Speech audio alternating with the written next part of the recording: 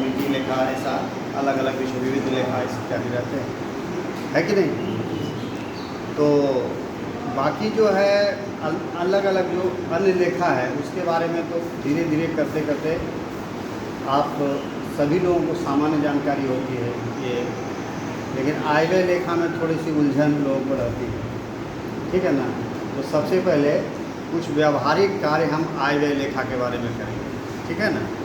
और यहाँ पर सत्र एक तरफा नहीं चलेगा या कोई एक तरह से आपका लेक्चर मेथड से चलेगा, ऐसा नहीं है। तो कुछ जो मैं बता रहा हूँ वो करना है और करके फिर मैं देखूँगा कि आपने किया कि नहीं किया। तो सबसे पहले हम आयव्यय लेखा में आ जाते हैं सीधे। आयव्यय लेखा की शुरुआत हम कहाँ से करते हैं, कहाँ से शुरुआत होती है। हाथ खड़ा करेंगे, मैं जिनको बताऊंगा फिर वो बोलेंगे। हाँ आप चलिए बताइए, आप बताइए सबसे पहले। रिसीट से स्टार्ट होता है, ठीक है। तो रिसीट से स्टार्ट होता है, हमने राशि, इसमें भी दो प्रकार का लेखा होता है, आय का और व्यय का। ये सामान्यतः लोग जानते हैं, लेकिन व्यय में और आय में भी फिर अलग अलग दो प्रकार होता है। जैसे आय और व्यय है, यानी रिसीट और पेमेंट है। लेकिन आप लोग जो सॉफ्टवेयर पर काम करते होंगे उसमें देखते होंगे कि आय व्यय के अतिरिक्त भी एक तीसरा और तरीका है, वो कॉन्ट्रा होता है, कॉन्ट्रा एंट्री होता है, कैश फ्लो जिसमें केवल होता है ना। उसमें आय व्यय नहीं है लेकिन कैश फ्लो हो रहा है, न तो आय है और न व्यय है, उसमें कैश फ्लो हो रहा है, तो कॉन्ट्रा एंट्री होता है। और एक चौथे प्रकार की एंट्री भी होती है जिसमें ना आय है, न व्यय है और ना ही कैश का फ्लो है। हाँ, तो जनरल एंट्री होता है। जैसे पहले था ना, पहले के ज़माने में क्या होता था कि वस्तु विनिमय होता था। हम लोग भी देखे, जब हम लोग छोटे थे तो क्या होता था कि घर से थोड़ा सा 1 किलो धान दे देते थे, घर से जाओ इस धान को ले जाओ, और बनिए की दुकान में अच्छा आते थे बच्चे, और उसके बदले में कोई दूसरी सामग्री ले जाओ। तो वो धान तौल करके फिर उसका क्या मूल्य होता है वो रख लेता था, और उसके मूल्य के बराबर फिर वो दूसरी वस्तु दे देता था। इसको वस्तु विनिमय बोलते थे। तो यह जर्नल एंट्री है और ये भी होता है, लेकिन क्या है कि जब आप उस परिस्थिति में जाएंगे तब आपको ध्यान में आएगा।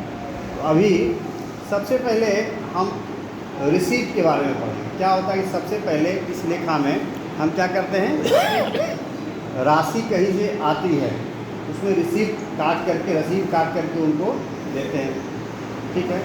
और उस रिसीट को कहाँ एंट्री करते हैं, हाँ DCR नहीं, कैश बुक नहीं। अभी कैश बुक कहाँ, अभी कैश बुक कहाँ। अब है कि अब रिसीट जो आपने ये किया, इशू किया, तो उसमें क्या होता है कि कई प्रकार के मद हो सकते हैं, है ना। जैसे सामान्यतः अपने यहाँ जो मद होता है रिसीट में, जैसे कई प्रकार के मद हो सकते हैं। जैसे शिक्षण शुल्क,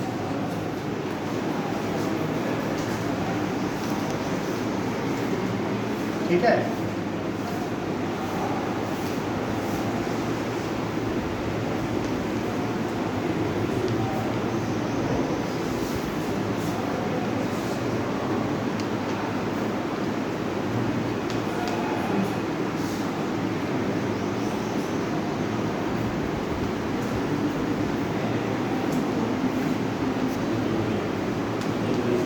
आइए, कहाँ रह गए थे।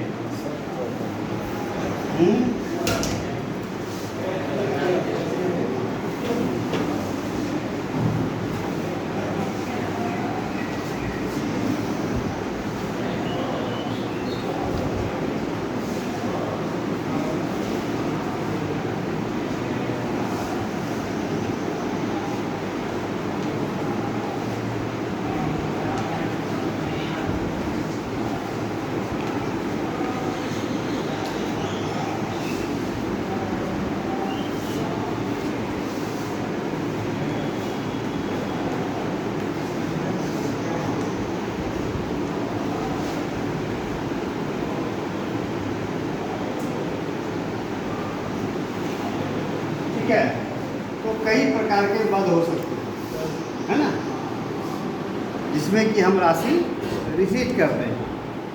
लेकिन कुछ ऐसे मद होते हैं जिसमें हम लोग कोई राशि प्राप्त नहीं करते हैं, उसमें केवल व्यय करते हैं, है ना। ये सब तो है जिसमें राशि हम प्राप्त करते हैं, लेकिन कुछ ऐसे मद हो सकते हैं जिसमें केवल व्यय होता है हमारा, उसमें आय नहीं होती है।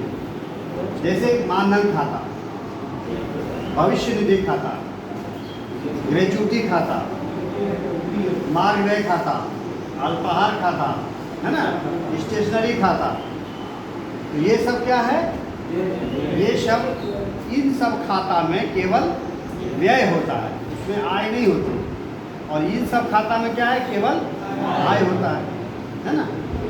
तो हम जब रसीद काटते हैं तो रसीद काटने के बाद मान लिया हमने आज एक दिन में 10 बच्चों की रसीद काटी और 10 बच्चों से अलग अलग प्रकार के मद में हमने क्या किया, राशि प्राप्त किया। उस राशि को कहाँ लिखेंगे फिर, DCR में। उस रसीद से उसको DCR में चढ़ाएं। तो अब जैसे दो प्रकार से है, दो प्रकार है। एक तो क्या है कि मैनुअली हम रसीद काटते हैं, जो कि अब धीरे धीरे बहुत कम हो गया है ना। मैनुअल रसीद का मामला अब बहुत कम हो गया। जहाँ भी थोड़ा थोड़ी सी अच्छी व्यवस्था है वहाँ पर क्या है, हम लोग सॉफ्टवेयर का उपयोग करते हैं, किसी न किसी सॉफ्टवेयर का उपयोग करते हैं। तो वो क्या करता है, वो DCR हमारा जनरेट कर देता है ना, हमको लिखना नहीं पड़ता है, वो जनरेट कर देता है। लेकिन यहाँ पर क्या है, या कई विद्यालयों में ऐसा है कि अभी भी हम लोग DCR लिखते हैं। तो DCR कैसे लिखते हैं, हाँ, हेड वाइज। एक तो क्या होता है, सीरियल नंबर, स्टूडेंट का सीरियल नंबर,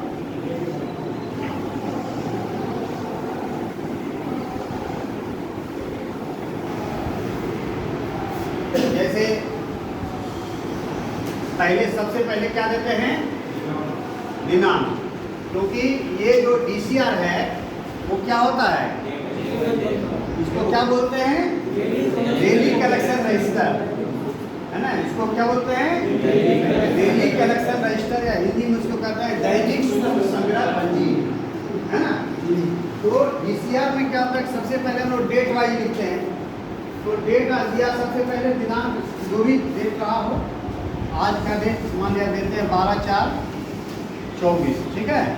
अब यहाँ पर क्या देंगे, सबसे पहले बालक का नाम जिससे प्राप्त किए हैं, है ना, या रोल नंबर,